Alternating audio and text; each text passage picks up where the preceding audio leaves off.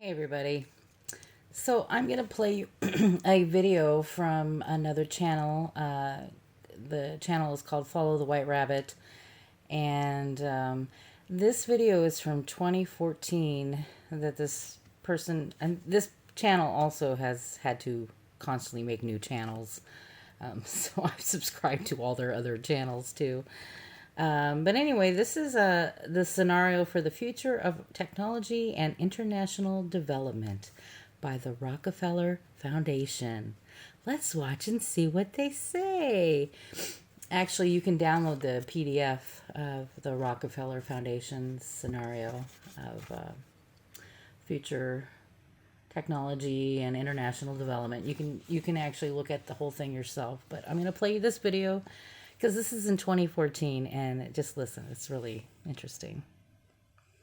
Right, just get ready for it. It's going to be, the ruling establishment has a lot of, they will stop at nothing to complete their toolkit of control. Right? So one of the things that has been missing from the toolkit of total control has been quarantines and curfews, right? Mm-hmm. So now, welcome to the new world in America where you will be able to get on a bus, to go through a subway station. If you think that the procedures at the TSA are onerous and a little bit excessive, right? Guess this is coming to a bus depot near you. This is coming to it's a more invasive way, and the ruling class needs this because if the ruling class ever saw wide-scale civil unrest, you'd see an Ebola outbreak in America right away. Now, one of the things I'd like to show to back up my There's got to be a way to do my it. claims here. Here's a document from the Rockefeller Foundation. Rockefeller Foundation, right there. You can zoom in on that. That's better. Where my finger is. It's called Scenarios for the Future of Development and International Development, the Rockefeller Foundation. All right? Okay, let's take a look at what they're saying here. So crooked. This is something like a 50-page document. I'd like you to go to page 18 if you can look at this up on the internet, but I'll read it off to you. It's called Lockstep. Lockstep. And this is a phrase that I used right after 2001 when I saw the entire system of the United States, including the population, were in lockstep. So the Congress went along, and yes, it was Osama bin Laden, and the people waved their flag and said, I hate, hate, hate, hate, and everything was in lockstep. Well, in 2010, they published this, Rockefeller Foundation, and here's what they're saying. They're saying that they call it a scenario. These are scenario narratives, and they speak about it in the past tense. So they put out this scenario, Lockstep. A world of tighter, top-down government control and more authoritarian leadership with limited innovation and growing citizen pushback. Okay, I'll read a little bit of it. In 2012, the pandemic that the world had been anticipating for years, nobody was anticipating a pandemic, finally hit. Unlike 2009's H1N1, this new influenza strain originating from wild geese. They use some scenario, but this is Ebola they're talking about. Even the most pandemic-prepared nations were quickly overwhelmed when the virus streaked around the world, infecting nearly 20% of the global population and killing 8 million in just 7 months, the majority of them healthy young adults.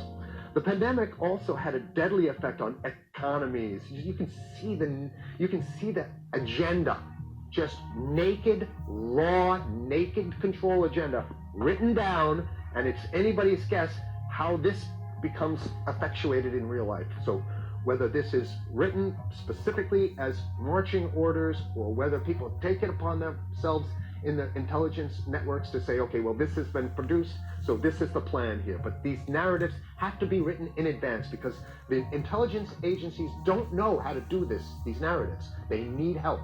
So these think tanks, they come up with these like Rand Corporation, Rockefeller Foundation. These are think tanks of death. They're not there to find great ways to help people. Right? Okay, the pandemic also had a deadly effect on economics. International mobility of both people and goods screeched to a halt, right? Which is what they want. They want a completely isolated world, right? Debilitating industries like tourism and breaking global supply chains. Well, of course they want tourism. They want you stopped. because they're not in the tourism business, and they want you at home in your house in front of the TV, then they got you. Because once you watch the TV, they own your soul. Even locally, normally bustling shops and offices sat empty for months. Okay, so I love how they talk about it in the past tense in 2010. Right? The pandemic blanketed the planet, though disproportionate numbers in Africa died. Southeast Asia and Central America, where the virus spread like wildfire. It sounds like the opening monologue of a disaster movie, right? Exactly. Over the opening credits as they show the disaster. And they made it real. They have something like this, a narration like this over the credits that sets you up. Now listen to here's the good stuff now. But even in developed countries, containment was a challenge. Now here's this one. I love this one. The United States' initial policy of strongly discouraging, in quotation marks, strongly discouraging citizens from flying proved deadly in its leniency. So they're saying, that... No, keep going. Okay, read it. proved deadly in its leniency. So they should have been tougher, right? Accelerating the spread of the virus, not just within the United States, but across borders. However, a few countries did fare better. China, in particular. The Chinese government's quick imposition and enforcement of mandatory quarantine for all citizens, as well as its instant and near hermetic sealing off of all borders, saved millions of lives, stopping the spread of virus far earlier than in other countries. So the message is here is we have to look towards the Chinese, the oppressive totalitarian Chinese regime as an example of what we need to be doing here. And of course, the ruling class here loves the Chinese regime because they have demonstrated to the ruling class the most efficient form of capitalism, which is authoritarian capitalism. So we have capitalism, but unfortunately we have this veil. I get it. We have this veil of democracy. This is very interesting. This is continue on. Okay. China's government was not the only one that took extreme measures to protect its citizens from risk and exposure. During the pandemic, national leaders around the world flexed their muscles, flexed their authority, and imposed airtight rules and restrictions. You can see the agenda. Go. Okay. From the mandatory wearing of face masks to body temperature checks at the entries to communal spaces like that's what's happening right now. But soon it's going to be like body, It'll be at the subway. Yeah. He says this is happening right now. Did they do this back in the day or something? I don't remember any of this. I know this is what we're going through currently, but they're talking like after 9/11, this kind of stuff was happening. But you know what? I never traveled very much, but leave a comment and let me know if you remember that time period. Well, now you're saying we'll be going through this and stuff to get on buses and the subway, things like that. And what this means though is don't think about having a cigarette, a joint on you, or basically you can't. This is a dragnet for everything. Mm-hmm. So if in order for you in other words, just like with stop and frisk, this is the ultimate stop and frisk. This is the ultimate cavity stop and frisk, cavity search kind of thing. All right, so during the pandemic, national leaders were going to flex their authority. Now, there's some good stuff. Listen to this. And even supermarkets, they want body checks at supermarkets. Okay, so basically what they're saying is they're building... Okay, so after I'm done with this video and I upload it and everything, I'm going to do another video just on the Rockefeller Foundation, that actual PDF. I'm just going to read it to you guys, which I know I'm a terrible reader, but you'll just have to cope, you'll get through it. But everything he's reading, I already read. You can actually read it for yourself, and you probably already have. You might be ahead of me in the game. But anyway, I just wanted to tell you that I will. Where every move you make, you got to go through them. You can't get food. Well, how about if you go to the farmer's market? Here's the good stuff now. I mean, it just keeps getting better. Even after the pandemic faded, this more authoritarian control and oversight of citizens and their activities stuck and even intensified. That's the whole point. So they're going to get rid of... Didn't that happen already with 9/11? Of course. 9/11 was how many? 14 years ago, and we still have all these draconian rules. So they're going to put the body cavity USA searches Patriot in. And all That's that right. stuff. So in order body to get cavity you have a searches, body cavity search, and then when there's anal no more probe. Ebola, well, you know what? We kind of like this way because we have a complete infrastructure of. You know, this is going to sound so insane to say something like this, but these people are so disgusting with what they were doing to people in China with their anal swabbing. I call it anal probing, but I'm just wondering if they actually have the balls to one day be that degrading, because you know what they did to the Nazis. I mean, in the concentration camps, the way that they made all the Jews and different people in concentration camps take off all of their clothing. These people are so disgusting. I bet that they are willing to actually be like that to us too. Make us undress in front of each other while they check our butt cheeks inside to see if we have any COVIDs. I'm being a goof, but these people are perverts and they're depraved. I think they actually sexually probably would get off on that humiliation. I mean, they like rape. These people are into rape and sodomy. I'm getting pissed again. Control grid, like my friend down in Austin, Texas, Alex Jones says. Don't tell me I'm manifesting this. Yes, they want Alex this, Jones not is me. A controversial figure. Well, you may not like a lot of what he says, and I think that a lot of his stuff is a little bit. I think the way he delivers it can very much turn people off. However, he is hitting the salient points. Let's say.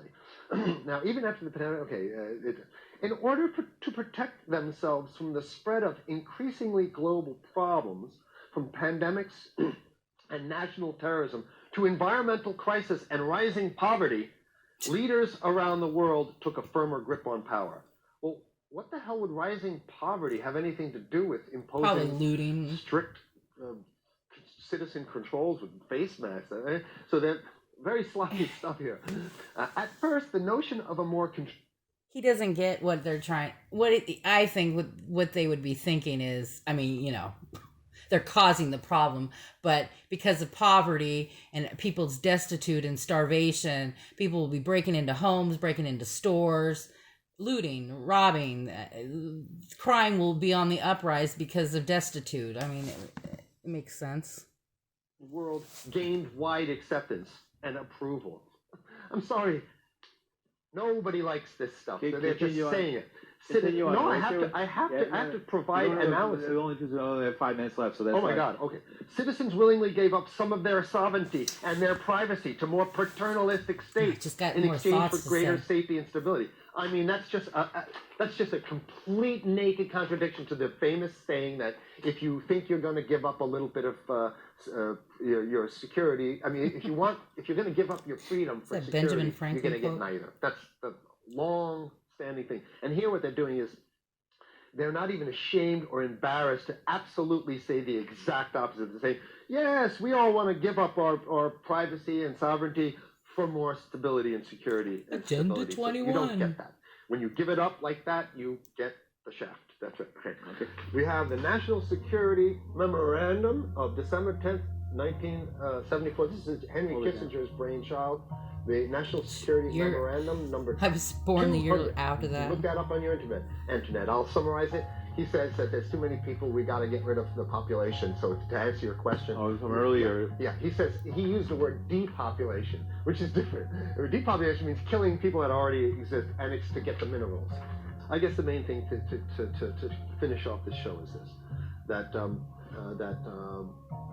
they want to get more control, more and it's going to be curfews and quarantine. So what I'm saying is that unless the American people start to get some new way to revolt, a new way to organize, new way to protest, unless we can break through the apathy, because that's what we have here, then it's going to be a slave state here. The ruling class doesn't seem to have too much resistance. They're getting everything on their Christmas shopping list. And they've been wanting quarantines and curfews for a long time. Now they got it. And if you want to live in a world where you're tricked into all this stuff because it's for your safety, right? And if you want to have a probe and make sure you got to check your pockets, make sure you don't have anything incriminating on you before you go out, and when you step out of your house, you want some police there to monitor and see what you're doing. If that's the world you want to live in, Be apathetic. Don't do anything. You're going to get that world very soon. It's coming your way, definitely. I think it's here. All right, well, leave your comments and thoughts. I know it's a bummer of a video, but you know what? They can't all be. You gotta, I'm trying to mix it up. We gotta be positive, but we also have to tell the people what's really going on. And there's still people out there who are asleep. So these videos are not just for all the awake people. These are also for the sleeping people. But we have to. I know most people are waiting for a miracle, but like I said, I think it's. I don't know. Anyway, your thoughts. You're in my thoughts and prayers, and I love you guys very much. All right, take care. Bye.